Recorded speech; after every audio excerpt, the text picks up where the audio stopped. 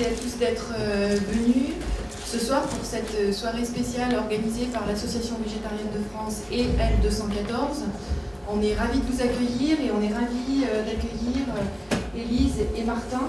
Élise qui va nous présenter le mouvement vegan au Québec et puis Martin, son dernier livre, paru il y a quelques jours, donc dans la capitale pour la première fois. Et moi je vais laisser tout de suite la parole à Élise. Alors bonjour, merci surtout d'abord à L214, l'Association végétarienne de France, pour organiser cet événement-là. Il y a 2 mois, j'ai envoyé un mail à Brigitte et Élodie, disant hey, « ça serait pas mal qu'on fasse un événement à Paris ». Et comme par magie, le truc s'est organisé dans un lieu magnifique comme celui-ci. Moi, je m'attendais à une salle derrière un bar, un truc un peu glauque avec 8 personnes et on aurait été ravis. Et puis, on est nombreux, on a une super salle, un projecteur, quoi de mieux. Donc, merci beaucoup, les filles, c'est super sympa. Et oui, moi, je vais vous parler, je l'espère, pendant une vingtaine de minutes du mouvement vegan au Québec. Vous le comprenez, ceux qui ne me connaissent pas, d'abord, je suis québécoise. Vous l'avez entendu, ça va. Je suis aussi auteure de 2 essais publiés en 2011 et 2013. Il y a « Je mange avec ma tête » qui parle d'éthique alimentaire dans une perspective large et « Vache à lait » qui traite de l'industrie laitière au Québec, mais des idées qui s'exportent facilement en France et qui va bientôt être publié aux États-Unis d'ailleurs, en anglais. Et je suis aussi, puis je me définis surtout comme une militante avant d'être une auteure. Donc, je vais vous parler du mouvement vegan au Québec, pas pour vous dire qu'on est tellement meilleur et tout ça, mais simplement pour voir comment on peut faire des ponts entre le militantisme en France, le militantisme au Québec, comment mutuellement on peut s'inspirer, c'est quoi nos bons coups, c'est quoi nos mauvais coups, et puis d'où on vient alors. Et là, vous allez me voir faire des allers-retours comme ça pour changer mes diapos. Alors, c'est un test de pas. On va sortir du PowerPoint pour... Ça revient. La présentation va être en 3 parties. On va parler de la situation des animaux au Québec. Est-ce que le Québec est vraiment la belle province pour les animaux? Ensuite, ce qu'on appelle maintenant l'école de Montréal, et vous allez bientôt voir ce que c'est. Et je termine avec une idée, est-ce qu'on ne pourrait pas développer une association végane francophone?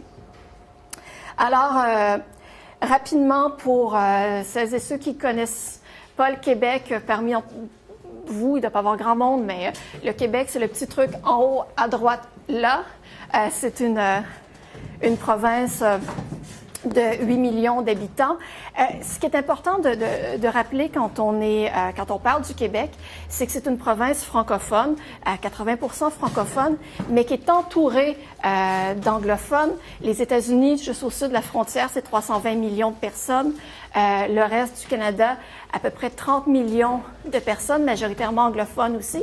Donc, le Québec, c'est un tout petit noyau francophone dans une Amérique du Nord hispano et anglophone. On représente à peu près 2% de cette population-là. Militer en français en Amérique du Nord, c'est quelque chose de particulier. Et puis, il y a plein de trucs qui sont particuliers au Québec et au reste du Canada, notamment en termes de protection animale. Il y a un groupe indépendant qui s'appelle le World Animal Protection qui a fait une évaluation des normes de bien-être animal dans les différents pays du monde. Et là, j'ai besoin de mes notes parce que je ne les ai pas appris par cœur, mais ils ont évalué les lois qui protègent les animaux dans différents pays. Et donc, vous voyez déjà sur la diapo que le Canada se mérite un D, alors que la France est un C. Mais on a des pays qui sont des A, donc avec des réglementations, des lois qui protègent bien les animaux. Ces pays-là, le A, c'est le Royaume-Uni, la Suisse, l'Autriche. Donc, ils sont les leaders mondiaux en termes de protection animale. B, des gens qui s'en rapprochent, on a l'Allemagne, la Hollande, le Danemark, la Suède, le Chili. Le Canada et la France, donc, sont pas parmi les pires, mais sont pas parmi les mieux non plus. La France est meilleure que le Canada sur les questions de reconnaissance de la sentience animale. Donc, ce changement au Code civil qui a eu lieu il y a quelques mois, où les animaux ne sont plus des choses, protection des animaux de ferme en captivité, en recherche et l'imputabilité des gouvernements. Il y a encore beaucoup à faire, mais c'est mieux que le Canada. Chez nous, la loi contre la souffrance animale, c'est criminel de causer des souffrances aux animaux. Dans les faits, il ne se passe pas grand-chose, mais dans la loi, dans le Code criminel canadien, causer la souffrance animale est criminel, puis on va revenir sur ce que ça représente concrètement. Et on mentionne l'éducation sur les questions de bien-être animal. J'ai aucune idée de ce que ça peut représenter, ce que c'est réellement, mais il semblerait que le Canada fait bonne figure là-dedans. Après, concrètement, et là, on parle de trucs que je connais beaucoup mieux parce que dans la rédaction de mes 2 bouquins, j'ai enquêté sur les fermes au Québec et dans le reste du Canada. Ce qu'on observe, c'est qu'on a une industrie au Québec particulièrement qui fixe elle-même ses propres pratiques. Et c'est assez troublant de voir, par exemple, le Code criminel qui criminalise la violence faite aux animaux, dit quand c'est à l'extérieur des codes de pratique généralement acceptés par l'industrie. Donc, finalement, l'industrie détermine qu'est-ce qui n'est pas correct, ce qui est, à la base, pas grand-chose. Au Québec, particulièrement, on a, dans les années 70, donné à un syndicat de producteurs agricoles, le monopole de déterminer quelles devaient être les façons d'élever les animaux. Et c'est encore ce syndicat-là qui a le monopole qui détermine, en gros, quelles sont les bonnes pratiques de l'industrie. On est dans un marché qui est essentiellement fermé pour les productions de lait, d'œufs et de poulet, ce qui veut dire qu'on n'exporte pas, mais qu'on n'importe pas non plus. Ce qu'on consomme au Québec, c'est ce qui est produit au Québec. Donc, il n'y a pas beaucoup de pression pour modifier les façons de faire, parce que c'est pas comme si on avait du porc produit dans des petits élevages bio au sud de la frontière qui pouvaient arriver sur nos tablettes et concurrencer nos produits à nous. En gros, on est dans un marché qui est fermé, on mange nos propres produits, puis on a l'impression que c'est bon parce que c'est local et que ça vient de chez nous. Par contre, au niveau du porc, on en exporte beaucoup. Une population de 8 millions d'humains pour 7,5 millions de porcs. On est des gros producteurs porcins avec les conséquences environnementales qu'on connaît. Et ce porc-là est exporté à 60% sur des marchés comme la Chine, sur des marchés comme les États-Unis, le Brésil, donc ils concurrencent avec le porc pas cher produit dans d'autres pays du monde. Et toutes les améliorations des conditions d'élevage des animaux qu'on a vues un peu partout en Europe, aux États-Unis, ne sont pas encore arrivées au Québec. On a encore des étables en stabulation entravée. Donc, ce qu'on voit là, les vaches attachées, c'est la norme dans 92% des élevages laitiers. Les cages de gestation pour les truies, c'était aboli en France il y a combien de temps? La gestation pour les truies, c'est 2013. Oui. Mais ce n'est pas les cages de gestation qui sont interdites, c'est les cages de mise bas? Non, c'est justement, c'est juste les stalles avant, et après les mises bas, oui. Ouais, nous, les cages de gestation, elles peuvent y rester encore un bon moment. Enfin, nous, on parle de peut-être vers 2020 les enlever, mais il n'y a rien de concret. Les stalles individuelles pour les veaux sont aussi chose courante. Les poules pondeuses sont en cage. Ce qu'on voit comme l'avenir, c'est les cages améliorées avec des perchoirs et des nids. Mais encore là, ça, c'est l'avenir. La norme, c'est vraiment les vieilles cages où les poules ont un espace plus petit que ce magazine-là, ne peuvent pas ouvrir leurs ailes, etc., etc. Donc, c'est assez horrible. C'est tellement horrible, le Québec, que l'Animal Law Defense Fund nous a donné la palme de la pire province canadienne en termes de protection animale. Avec ça, on peut dire qu'il y a beaucoup à faire pour les militantes et les militants pour les animaux. Surtout qu'il n'y a pas que la viande. Le Québec est un gros producteur de fourrure. On teste des cosmétiques. On fait des tests biomédicaux. On est un gros producteur de chiots. Donc, les usines à chiots sont chose courante au Québec. On est des champions d'abandon des animaux domestiques, les chiens, les chats. La chasse aux phoques. les zoos, etc., etc. Je vais me prendre un peu d'eau si je veux pouvoir terminer. Il y a même des cas où il serait assez facile de mettre fin à l'exploitation des animaux, par exemple, pour l'éducation des futurs médecins. Partout en Amérique du Nord, on a remplacé les modèles animaux, les jeunes porcelets, par des modèles mécaniques, sauf au Québec, à l'Université Laval, où on continue d'utiliser des jeunes porcelets parce que ça coûte moins cher. Et le Physician Committee for Responsible Medicine américain a fait pression sur l'Université Laval à Québec, a fait pression sur les médias, sur le gouvernement depuis 2 ans, puis il ne se passe absolument rien. On continue d'utiliser des porcelets pour la recherche, la formation des futurs médecins. Donc, c'est la situation au Québec. En gros, on peut se dire que parce qu'on n'a pas eu de scandale comme la vache folle, parce qu'il n'y a pas eu il n'y a pas beaucoup d'enquêtes en caméra cachée, pratiquement pas, puis on va en parler plus tard. Il n'y a pas cet éveil des citoyens qu'on peut avoir ailleurs dans le monde. Il y a, de la part des Québécois, un certain désintérêt pour les animaux. On commence à peine à en parler. On pourrait dire que par rapport à certains autres pays qui sont plus avancés, on a peut-être un retard de, je sais pas, 15 ans, 20 ans. Mais pour un pays avancé comme le Québec, c'est assez choquant. Le mouvement vegan est lui aussi assez récent. J'ai essayé de tracer un historique. Puis il y a quelqu'un qui était vegan bien avant moi qui pourra peut-être me dire si j'ai oublié des dates importantes, mais le premier livre sur la question a été publié en 2003. C'est un livre de recettes publié par un nutritionniste. L'Association végétarienne de Montréal, qui joue un rôle similaire à l'AVF, a été créée en 2005. La première occurrence du mot « vegan » dans les médias est arrivée en 2009, quand Georges Larac, qui est un joueur de hockey, son rôle dans l'équipe du Canadien de Montréal, c'était les gros bras. C'est lui qui était sur la glace pour se battre, est devenu vegan après avoir vu Erkling. Quand lui est devenu vegan, on a commencé à parler de véganisme dans les médias. C'est la première personnalité connue qui refusait de manger de la viande. En 2010, on a lancé les lundis sans viande. C'est pas une initiative dont on parle encore beaucoup aujourd'hui. Il n'y a pas de nombreux restaurants qui le suivent. C'est quelque chose dont on a beaucoup parlé à l'époque, puis dont on parle moins aujourd'hui, mais au moins, ça a permis de parler de végétarisme dans les médias. J'ai publié « Je mange avec ma tête » en 2011 et là, j'ai eu la chance d'avoir une assez bonne couverture de presse. Donc là, oui, on s'est mis à parler d'alimentation, des conséquences de l'élevage sur l'environnement, sur les animaux, avec « Je mange avec ma tête » et ça continue depuis. Il y a eu d'autres bouquins publiés sur le même sujet. Et puis en 2014, on a eu le premier festival vegan de Montréal où on s'attendait à 1000, 2000 personnes on avait loué une petite salle pas trop grande. Marie était là, justement.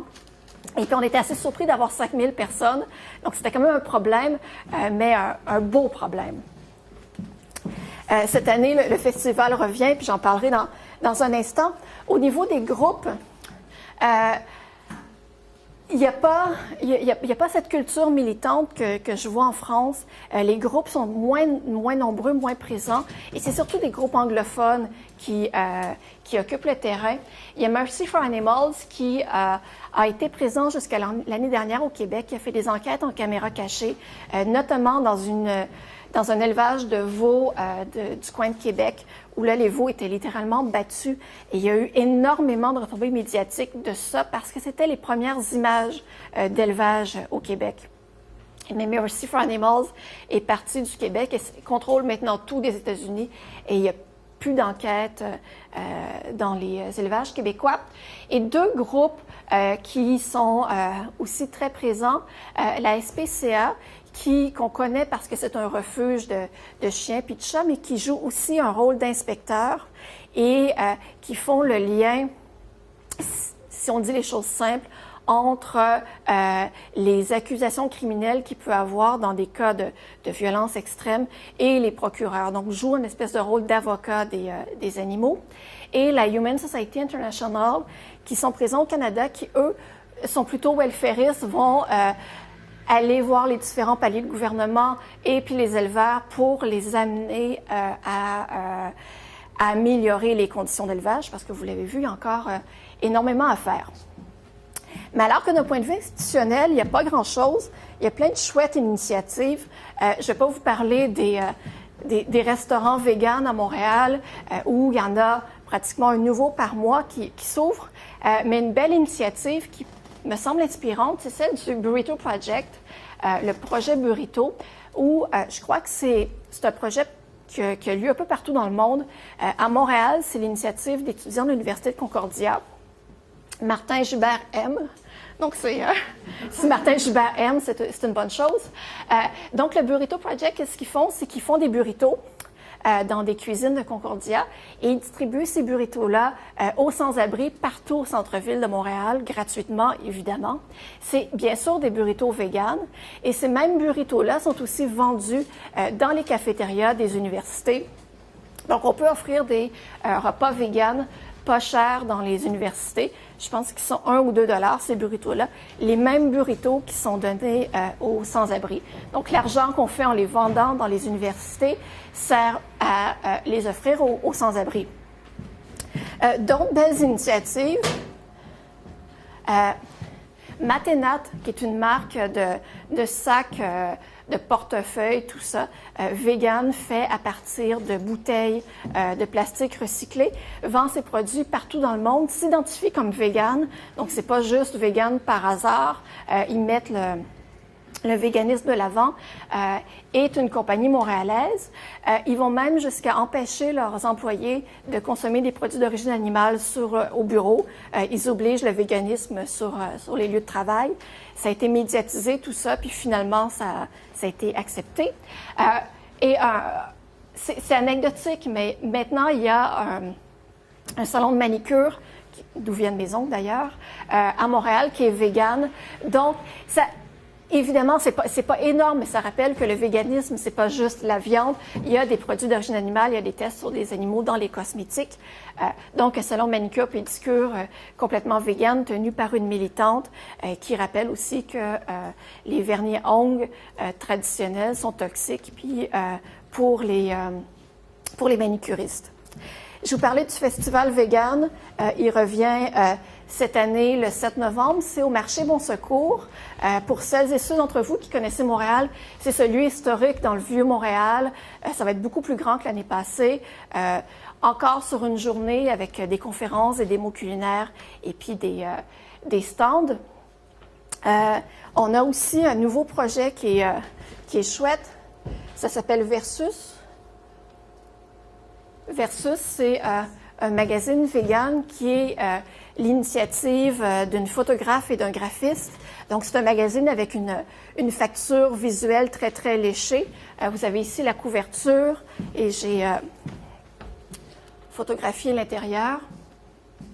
Donc, le premier numéro de Versus est sorti en mars. Un numéro de 150 pages, centaines de pages. Distribué dans quelques petites boutiques montréalaises. Et puis, Versus, maintenant, un nouveau rédacteur en chef que vous allez rencontrer dans quelques instants, Martin Gibert. Et donc, au-delà de la facture visuelle très, très léchée, très contemporaine, Martin va aller chercher des auteurs, des rédacteurs un peu partout à travers le monde. Mais tu vas en parler de Versus ou pas? Non. Donc, un peu partout au Québec, mais aussi un peu partout à travers le monde. Et on aura donc une publication très professionnelle, vegan, qui va sortir une fois ou deux par année. On va parler évidemment d'actualité vegan, mais aussi de mode, de recettes, de toutes sortes de trucs comme ça. Évidemment, c'est pas Martin qui est en charge de la section mode. Vous l'aurez deviné. Vous avez vu que chez les Québécoises et les Québécois, la graphie de vegan est quelque chose de très, très, très, très, très important. L'an dernier, on est un groupe de militantes et de militants où on a fait pression.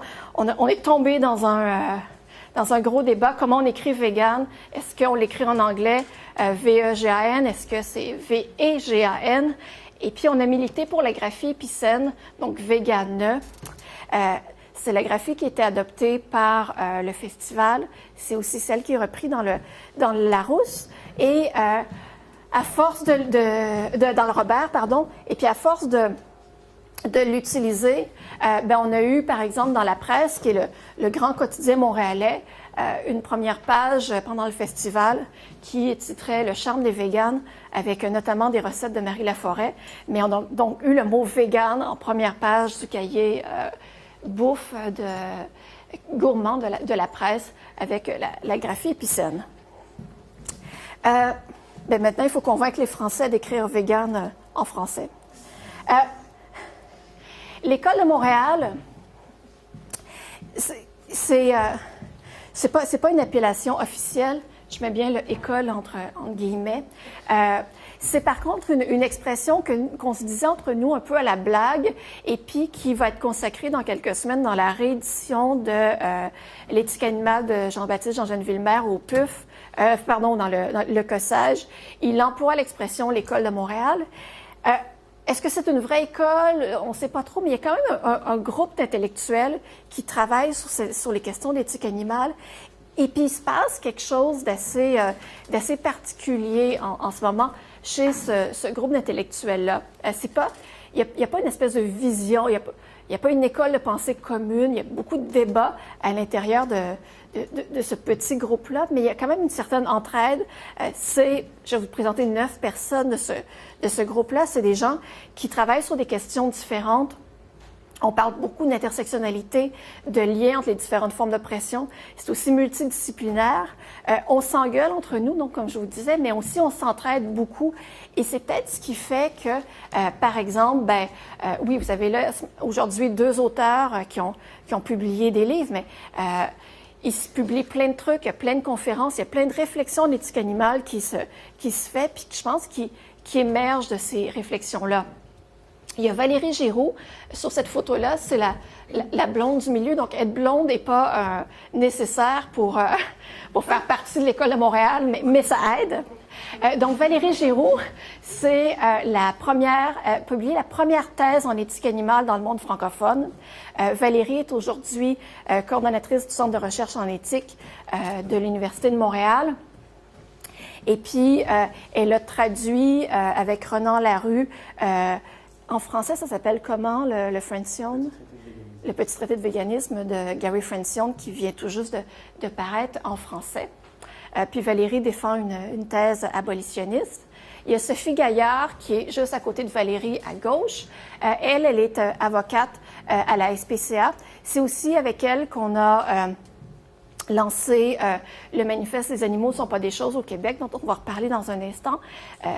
Sophie, c'est probablement la personne au Québec qui est le plus au fait des questions de droit animal et puis qui fait énormément pour faire avancer ces lois rétrogrades qu'on a vues. On a Sayara Thurston aussi qui n'est pas sur la photo. Sayara est chez Human Society et Sayara, elle, fait beaucoup de lobbying auprès des différents paliers gouvernementaux pour améliorer simplement les conditions d'élevage. Elle va aussi rencontrer les éleveurs. Elle a développé des liens avec les syndicats d'éleveurs pour essayer d'avoir des engagements d'amélioration de conditions d'élevage. Sinon, on a Christiane Bellé, qui est étudiante au doctorat en philosophie de l'UDM. Christiane travaille sur les questions d'intersectionnalité. Pardon? Travaille sur les questions d'intersectionnalité. Frédéric Côté-Boudreau, qui est très actif sur les réseaux sociaux. Vous le connaissez peut-être déjà. Lui étudie à l'Université Queen's avec Will Kimlicka, que certains d'entre vous peuvent déjà connaître, l'auteur de Zoopolis. Frédéric travaille sur des questions de philosophie politique. Carl Saucier-Bouffard, qui est prof de philosophie à Dawson, qui est un des pionniers des questions d'éthique animale au Québec. Lui, il donne un cours qui s'appelle The Ethics of What We Eat à Dawson, et c'est un peu comme une machine à produire des véganes, ce cours-là. Il a la chance de pouvoir donner 45 heures d'éthique alimentaire, donc évidemment, les étudiants qui sortent de ce cours-là, pour une bonne part, deviennent véganes. Et puis, on aime ça, les machines à laver les cerveaux comme ça. Et puis, les 3 dernières personnes, vous les connaissez peut-être un peu plus. Pardon? Oui, Abdé Lavé, voilà. Renan Larue, celui qui est à gauche, qui vient de publier Le végétarisme et ses ennemis au PUF. Renan est postdoc à l'UDM. Il va commencer, il vient d'avoir un poste de professeur de littérature à l'Université de Californie à Santa Barbara. Donc, maintenant, vous avez un ami à Santa Barbara, en Californie, que vous pourrez aller visiter. Martin Gibert, que vous allez connaître dans un instant si ce n'est pas déjà fait. Et puis, moi. Une des initiatives qui est née de cette école de Montréal, c'est le manifeste « Les animaux ne sont pas des choses » qui a été lancé il y a un peu plus d'un an et demi. On a copié l'initiative française. Le Code civil québécois ressemble beaucoup au Code civil français. Les animaux sont des choses, là aussi. On a copié l'initiative française en écrivant un manifeste, en allant chercher des signatures de personnalités connues et ensuite en demandant à la population de nous appuyer là-dedans. On a eu 52 000 signatures en un an et demi. Si vous ramenez ça à la population du Québec de 8 millions, c'est beaucoup. On a surtout eu beaucoup de couverture de presse. On a même fait le bulletin de nouvelles à 22 heures sur la chaîne de télé la plus regardée, avec Sophie Gaillard qui était invitée. Le nouveau ministre de l'Agriculture a dit l'an dernier qu'il ne veut plus que les animaux soient des biens meubles, qu'elle a demandé à la ministre de la Justice de réformer la loi. Cette réforme-là est prévue pour le mois prochain, donc on va voir ce qui va se passer. Mais ce qui est intéressant là-dedans, c'est que donc c'était une initiative de Martin, de Sophie et moi, un peu tout seul. On a lancé ça et puis ça a eu un bel effet. Mais pendant ce temps-là, il y a des gens comme Valérie et comme Frédéric qui, eux, disaient non, une réforme du Code civil, c'est pas assez. Tant qu'on ne donne pas un vrai statut de personne aux animaux, on s'éloigne de la vraie question. Et à l'intérieur du groupe, donc, il y avait des débats, mais c'est un débat qu'on encourage. Eux ont publié une lettre ouverte dans le journal pour dire ça, lettre ouverte qu'on avait vue avant qu'il la publie. Et donc, à l'intérieur du même groupe, on peut même s'entendre sur les débats qu'on a, les transférer sur la place publique et puis encourager une vraie discussion de société sur les questions d'éthique animale. Et je termine dans un instant en me disant que ces discussions-là qu'on a entre militantes et militants véganes au Québec, qu'on a avec certaines personnes ici en France, ça pourrait être intéressant de les formaliser un peu puis de les étendre au reste de la francophonie. On parle français au Québec, on parle français en France, mais on parle aussi français ailleurs. Et puis, le fait de parler français, je pense, nous amène à aborder les questions de véganisme différemment. En tout cas, on a des besoins qui sont communs, notamment de traduire de la documentation, de diffuser du contenu en français. Et puis, il faudrait peut-être voir comment on peut davantage s'entraider. Donc, c'est une idée que je lance et puis on trouvera une façon de la mettre en application. Et puis, je termine en disant que je passe plus de temps sur mon ordinateur qu'à faire n'importe quoi d'autre et que je suis sur Twitter, Facebook, j'ai un blog, un email et tout ça. Donc, si vous voulez, si vous avez des idées pour créer un mouvement vegan francophone mondial, ou si vous avez des questions, ou si vous venez au Québec, n'hésitez pas à me contacter.